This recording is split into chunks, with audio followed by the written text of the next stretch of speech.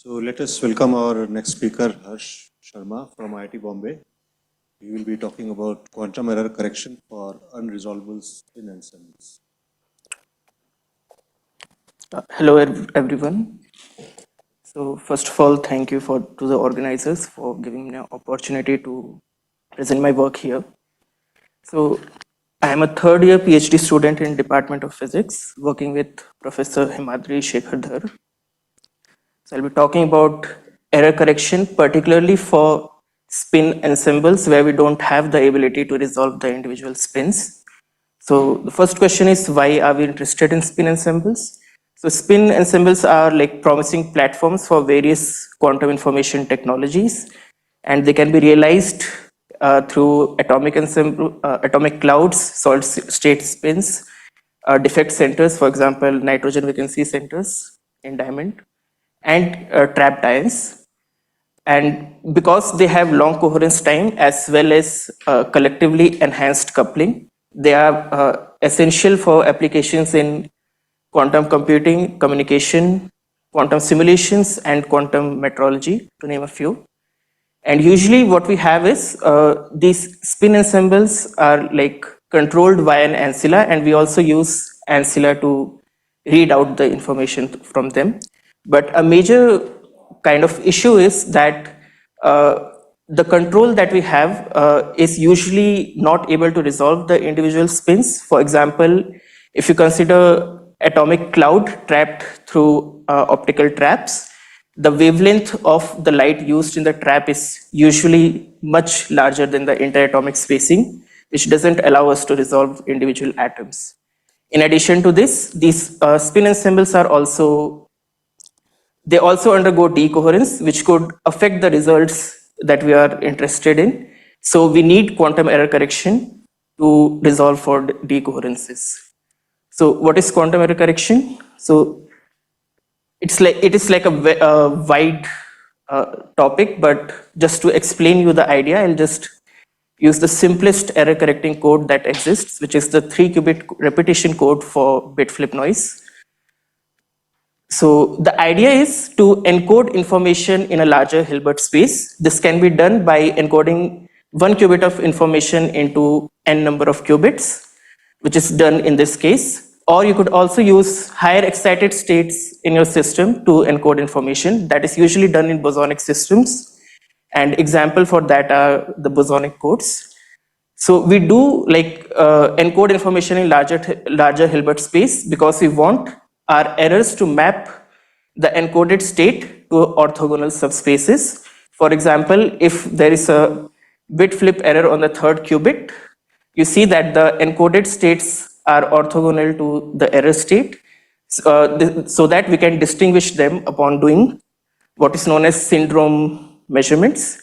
So what these syndrome measurements do is they don't collapse the superposition between the encoded states.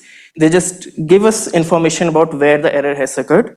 For example, for these measurements, Z1, Z2, and Z2, Z3, they are known as stabilizer measurement. Using the outcome of what these measurements are, we can tell where the error has occurred. For example, in this case, upon measurement, we find that first ancilla gives an result 0 and the second ancilla will give a result 1, which tells us that error occurred at 3rd qubit, because if you see these operators Z1, Z2, and Z2, Z3, so Z1 gives us a +1 eigenvalue, the first operator, and the second one gives a -1 eigenvalue. And the only way it could occur is when the 3rd qubit would have flipped, because in that case you would have a Z3 here, which gives us a -1 value. So once we know where the error has occurred, we could apply a suitable recovery operation to recover for the errors. But this kind of error correction won't work for unresolvable spin ensembles, because if you see these operators that we apply for syndrome extraction, they are on individual qubits, and we don't have the ability to resolve the individual qubits. So the question that we ask in this project is, can one perform a quantum error correction protocol without individual spin resolution? So what we mean by that is the the control and the readout operators that we have, they are only function of collective operators. So you don't have the access to actually resolve or perform measurements on individual spins. So before I start that, I'll just give you a brief overview of permutationally invariant states. So these are the states that we work with when we have the problem of unresolvability. So usually if you have an ensemble of n spins, we could write define all of the states in that ensemble using computational basis. So which is this, but using SU2 irreducible representation, we could define all of these states using simultaneous eigenstates of total angular momentum and total magnetization operators, which are j square, like j square has eigenvalues j and jz has eigenvalues m. So you'll see that suppose you had 3 spins, so j square operator would give you eigenvalues 3 by 2 and 1 by 2. And there are 2 ways in which you could get the eigenvalue 1 by 2. So you have a degeneracy there. And jz operator will give you an eigenvalue between minus j and plus j. So 3 by 2 has 4 states and 1 by 2 has 2 states each. And if you see the Hilbert space, so it kind of decomposes into this tensor sum representation. But if you have permutational invariance, or let's say unresolvability, we don't have the ability to determine in which state the individual spins are. So because you can only measure j square and jz operator, let's say. So you won't be able to distinguish between the 2 degenerate states that we have here. So both j equals to plus half states are undistinguishable. And because of that, in PI basis, we'll see that except for j equals n by 2 subspace, all other states are subspaces are mixed, because when you do actually do an experiment to find out what the states are, you'll actually see equal mixtures of these 2 states. So the top subspace is spanned by the well-known Dickey states. They're symmetric superposition of all these spins. And all other subspaces are mixed. And so there has been some work in error correcting code for permutationally invariant systems, but they usually focus only on encoding information in these Dickey states.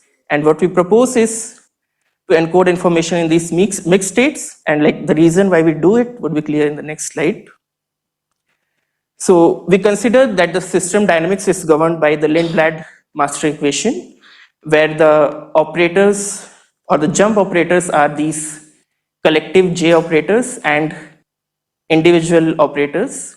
So j plus is just sigma sx plus I sy over 2, and jy is just j plus is just complex conjugate of it, adjoint of it.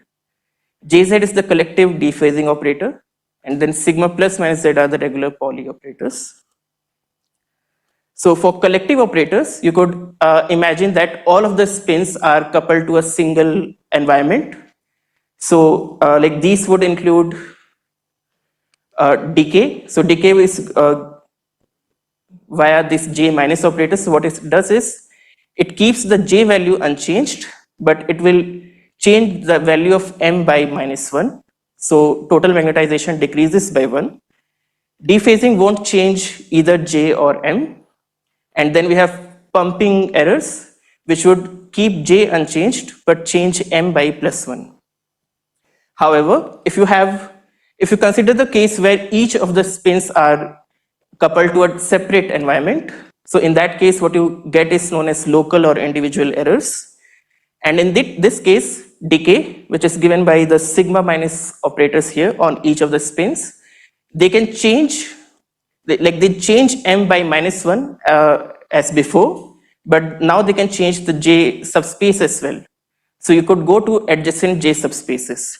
Now, if you would have encoded the information only in the Dickey subspace, you'd see that these individual errors would lead your decay your information to the lower j subspaces, where you won't be able to correct for it.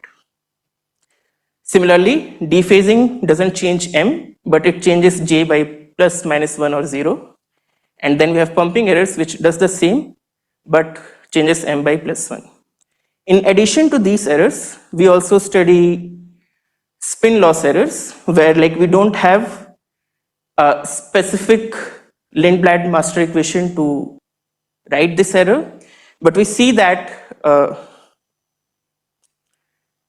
so the structure of error of this error is such that it changes both j and m by plus minus half.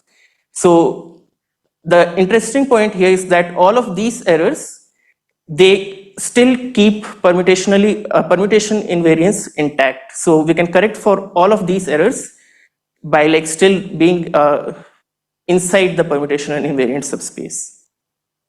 So how we do this?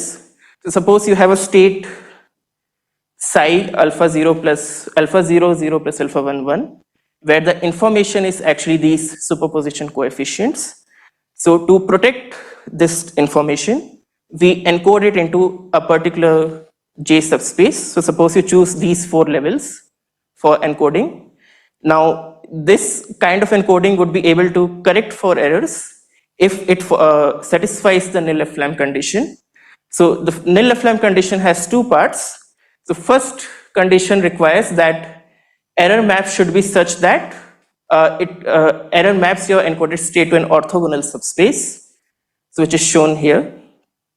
So this can be easily satisfied if we demand that adjacent levels in encoded subspace has like two additional level in between them. So what it does is, suppose you have an decay error, so m2 goes to the lower level, which is orthogonal to all other states in the encoded subspace. And if minus m2 goes to an undergoes a pumping error, it will go to the upper level, which is still distinguishable. In addition to this, we also want that both logical qubits 0 and 1, they undergo decoherence at same rate. So this is required so that the environment doesn't gain any information about these superposition coefficients at any instant of time. So to satisfy this condition, we need to solve some set of linear equation, and after solving those, we see that if these levels have these superposition coefficients, then the encoded state that we get is able to protect against all the errors that I discussed in the previous slide. So the protocol is as follows. So this is the state that we want to encode. We encode into a J subspace as follows. So there's an important point here. If you see that this structure here, so we need at least 2 levels in between 2 adjacent level of the encoded subspace. So this sets a threshold on the minimum J subspace that we need to encode our information, 1 bit of information. And that here in this case would be the value of M1. So suppose an individual decay error occurs and we go to the lower J subspace and to a lower M level. So this is the state after the error. And the first step here is, so once the error has occurred, we have to find out which error has occurred. So for that we do syndrome measurement, which is basically phase estimation of J square and JZ operators. And this gives us, so this small j and small m are the amount by which total angular momentum and total magnetization of the state has changed. So in this case, both small j and small m are -1. Since j has changed, we know that it is an individual error.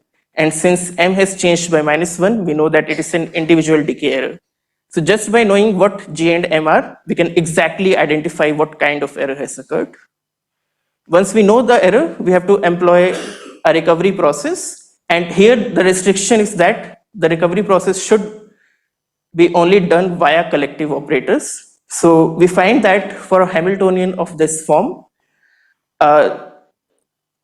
the recovery can be employed only through collective operators. And this was shown in this work.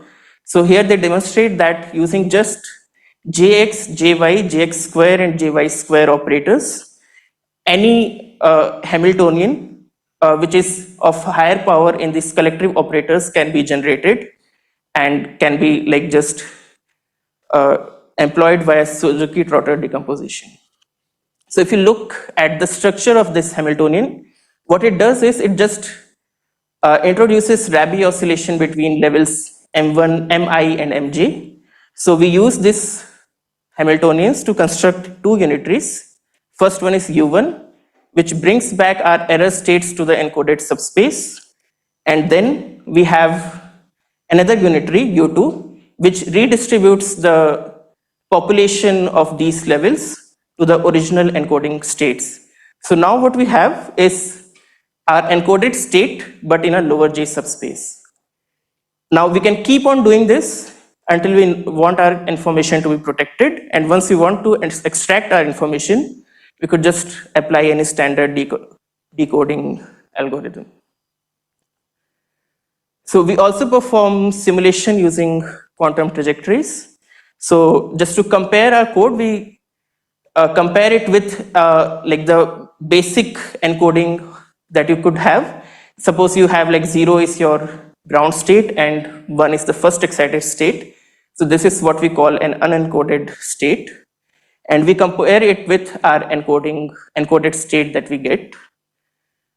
So we run the simulation for 1000 trajectories, and we find that if no error correction is performed, then this unencoded state performs better than the encoded state. The reason being that the unencoded state has less number of excitation, so it will undergo less decoherence under individual decay processes. But since the encoded state itself has more excitation, it decays faster. However, if we introduce error correction into the simulation, we see that for some amount of time, information doesn't decay, but eventually it starts decaying.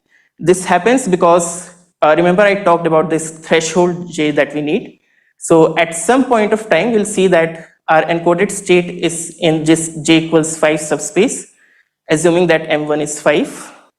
Then if another individual decay error occurs, we'll go to a lower J subspace where this can't be protected. So to still protect the information, what we employ is a teleportation based extraction. So we extract the information from this J equals 5 subspace and re-encode it into a larger J subspace, and again run this entire simulation. We see that if we assume that all the recovery processes are perfect, then the fidelity of the state remains 1. We do the similar analysis for all the 3 errors. So we consider individual decay, dephasing, and pumping error, and we still find similar results. So to summarize, we have developed a scheme to conduct quantum error correction for systems which cannot be resolved. The representation is in a superposition of PI states, which are generally mixed. It protects against all dominant or prominent errors that we see in spin ensembles, and the recovery process doesn't require any resolving any subset of spins. And in addition to this, we also study this for protecting quantum sensing against error, and we see that this code can also help us there. So finally, I'd like to acknowledge my supervisor, Professor Himadri Shekhar Dhar, and Professor Hoi Kwan Lau in Simon Fraser University, who was a collaborator for this project. Thank you. Thank you for the talk.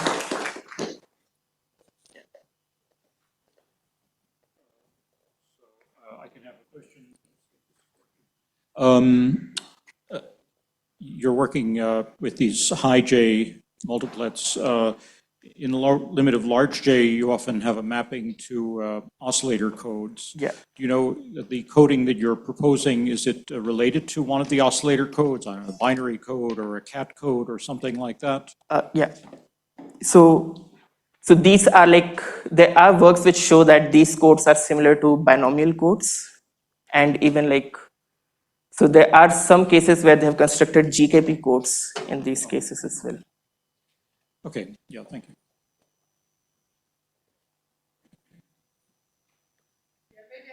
You say it's similar, but it's not identical?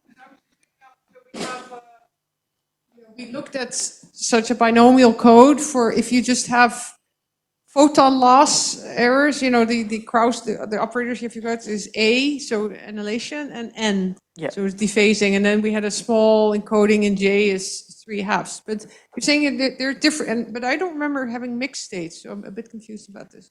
Yeah, so the idea is that the way we encode information here is similar to the binomial codes, but the error structure itself is different. So there are works where like you could construct binomial codes that we have there in these systems as well if you have large enough J, but the error structure still remains different.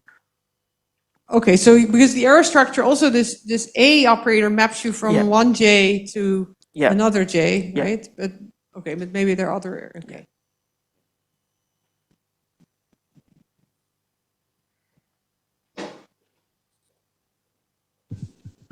Thanks for the nice talk. So what is your encoding protocol, like from going from this two-level system to this J subspace? So we can use, I think, so we have like the same phase estimation protocol by Professor Barbara, I think. You use this for encoding states in the decay subspace. So we could start with the highest J subspace using the same protocol and then just do the entire error correction. So you're saying it's followed from this. So yeah, it's PRA this 2020. reference. Yeah. Yeah.